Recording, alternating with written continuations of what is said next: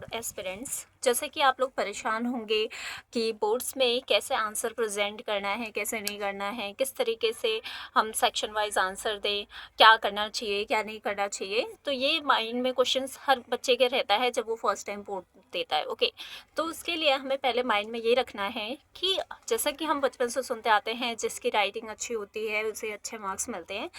Writing अच्छे होने का मतलब ये नहीं है कि स्पेशली कोई मार्क्स आपको दिए जाएंगे राइटिंग अच्छे होने के लिए। राइटिंग अच्छे होने से मार्क्स ऐसे बढ़ते हैं, जब हम राइटिंग अच्छी रखते हैं तो जो प्रेजेंटेशन होता है हमारे आंसर को शीट का, वो काफ़ी अच्छा दिखता है। तो उसके बेस पे जो एग्जामिनर होता है वो आसानी से कॉपी चेक करता है और उसके बेस पे आपको मार्क्स भी देता है। प्लस दूसरा फैक्टर ये है कि जो हम आंसर्स दे रहे हैं वो क्वेश्चन से रिलेटेड होना चाहिए। ऐसा नहीं है पूछा गया है मसल्स के बारे में और हम आंसर दे रहे हैं स्केलेटल के बारे में। ओके, तो बिल्कुल हटके आंसर नहीं देना है। कहीं पे अगर आपको डाउट होता है कि क्वेश्चन आप प्रॉपर आंसर नहीं कर सकते, तो उससे रिलेटेड कंटेंट दीजिए, ना कि बिल्कुल हट के आंसर दे दिया तो वैसे वो मार्क्स चले जाएंगे, क्योंकि एग्जामिनर अंधा नहीं बैठा हुआ है। हाँ, लेकिन आप क्या करते हैं, क्वेश्चन से रिलेटेड आंसर करते हैं, कहीं ना कहीं थोड़ा बहुत गलती होती है, तो एग्जामिनर उस चीज़ को समझ सकता है और मार्क्स दे सकता है। लेकिन बिल्कुल हटके जाएंगे तो फिर मार्क्स नहीं मिलेंगे। दूसरी बात, जैसे कि क्वेश्चन पेपर है हमारे पास साइंस का। ओके, अगर मैं साइंस के अकॉर्डिंग देखूँ तो हमारे जो मार्क्स किस तरीके से क्वेश्चन आए हुए हैं प्रीवियस ईयर में, ये आपके जूनियर्स सॉरी सीनियर्स का एक सैम्पल पेपर लिया है मैंने। ओके, सो अब हम देखते हैं, जैसे कि यहाँ पे दिया है there is an internal choice in 3 questions. 3 questions में क्या होंगे, हमारे पास चॉइस होंगे, ऑप्शन, मतलब हम कह सकते हैं मल्टीपल चॉइस क्वेश्चन होंगे।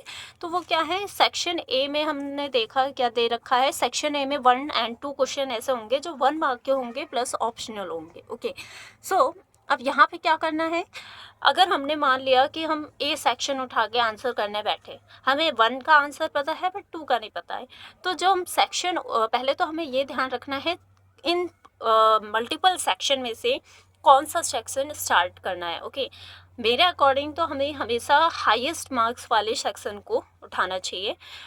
सबसे अगर हम देखें हाईएस्ट मार्क्स 5 मार्क्स के क्वेश्चन है, तो इसके लिए हमें क्या करना है, 16 to 21 क्वेश्चन अटैम्प्ट करते हैं।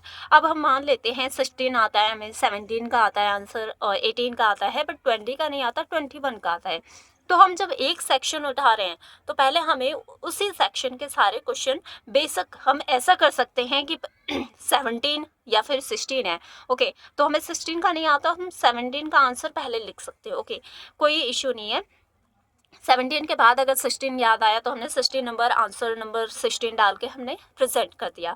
उसके बाद हम क्या कर रहे हैं, 18 आता है, 19 नहीं आता, तो ऐसे हम इधर उधर रीअरेंज करके आंसर दे सकते हैं। लेकिन इस ध्यान में ये रखना है कि जब हम सेक्शन हमने कौन सा उठाया है, एक सेक्शन के 5 मार्क्स के क्वेश्चन हमने उठाए हैं, तो हमें पहले उसी सेक्शन के सारे क्वेश्चन अटैम्प्ट करने हैं, दूसरे सेक्शन पे जंप नहीं करना है। और जो आंसर इस क्वेश्चन में ऐसा क्वेश्चन है जिसका आंसर आपको नहीं आता, उसके लिए वहाँ पे थोड़ा स्पेस छोड़ के, जब हमने इस सेक्शन को पूरी तरीके से कवर कर लिया और उसके बाद हमें दूसरे सेक्शन पे जाना चाहिए, जैसे कि 3 मार्क्स क्वेश्चन होते हैं। ओके, तो अब हम 3 मार्क्स क्वेश्चन पे आएंगे, तो अब सेम उसी तरीके से 3 मार्क्स वाले जो क्वेश्चन है उसमें भी हम 7 पहले लिख सकते हैं, 8 का आंसर पहले लिख सकते हैं, 6 का बाद में लिख सकते हैं। सेक्शन के अंदर हम क्वेश्चन इधर उधर कर सकते हैं, लेकिन अगर एक सेक्शन का उठा के क्वेश्चन तुमने दूसरे सेक्शन में डाल दिया तो इससे तुम्हारे मार्क्स पे बहुत ज़्यादा इफेक्ट आएगा। तो ऐसी गलती ना करें, ठीक है। तो इसी तरीके से मैं समझाना चाहती थी कि कैसे हमें सेक्शन वाइज क्वेश्चन अटैम्प्ट करने होते हैं। अगर मान लेते हैं हमें किसी सेक्शन में 2 क्वेश्चन, एक क्वेश्चन नहीं आ रहे, तो उसके लिए स्पेस छोड़ के उसके बाद नेक्स्ट क्वेश्चन आंसर करें।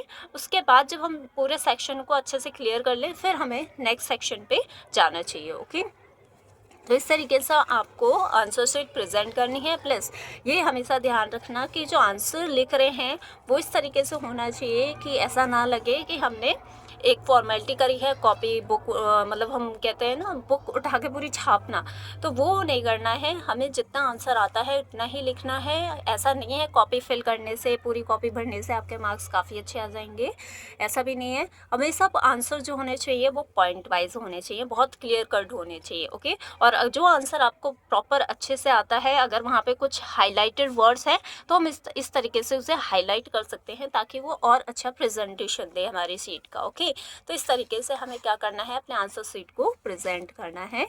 तो इस तरीके से हम कह सकते हैं राइटिंग अच्छे करने का मतलब यही होता है कि हम प्रेजेंटेशन अच्छे से दें, ना कि हमें अलग से स्पेशली मार्क्स दिए जाएंगे राइटिंग अच्छी होने के लिए। ओके, जो भी लिख रहे हैं वो क्लियर दिखना चाहिए, विजिबल होना चाहिए। जैसे कि मैं बात करूँ, मैं जैसे अपने स्टूडेंट्स को पढ़ाती हूँ, तो यहाँ पे हम देख सकते हैं मैंने ये टॉपिक लिया है, ठीक है। अब ये टॉपिक हमने हेडिंग डाली, उसके बारे में मैंने क्या किया, पॉइंट वाइज आंसर करे। ओके, ये पॉइंट वाइज आंसर करने से क्या होता है, चीज़ें बहुत ईजिली विजिबल होती हैं और एग्जामिनर को भी अच्छा लगता है चेक करना, ठीक है। तो इस तरीके से मार्क्स अच्छे गेन कर सकते हैं। और बाकी हमें कम टाइम में ज़्यादा से ज़्यादा क्वेश्चन फास्ट तरीके से अटैम्प्ट करना होता है, क्योंकि बच्चों के कई बार क्वेश्चन छूट जाते हैं, क्योंकि फर्स्ट टाइम बोर्ड होता है, हमें आइडिया नहीं होता, हम थोड़े नर्वस भी होते हैं, तो ऐसा चांसेस होते हैं कि क्वेश्चन छूट जाए। लेकिन ध्यान रखें कि क्वेश्चन नहीं छूटने चाहिए, हमारे सारे क्वेश्चन अटैम्प्ट करने हैं, चाहे हम इधर उधर क्वेश्चन को रीअरेंज करके कर दें, ठीक है। Thank you so much, please share with your friends.